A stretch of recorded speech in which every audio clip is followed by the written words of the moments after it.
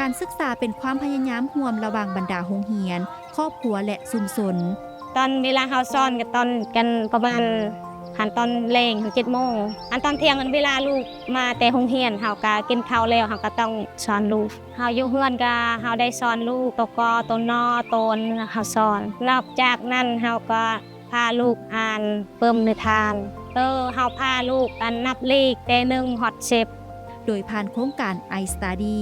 ชุมชนเฮ็ดเวียกร่วมกันเพื่อสุขยุการเรียนรู้ของเด็กและการพัฒนาความสนับสนุนของ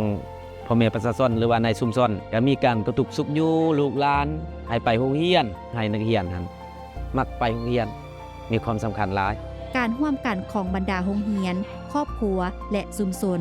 ช่วยเฮ็ดให้เด็กมีอนาคตที่สดใสขึ้นบ่ดีขึ้นเพราะว่าไปไสก็ไปได้เนาะเฮ็ดหยังก็เฮ็ดได้คันเราฮู้ตัวหนังสือไปไสได้แบบว่าภาษาลาวได้ไปไสก็ได้หาหยังก็ได้เพราะว่าเราฮู้หนังสือ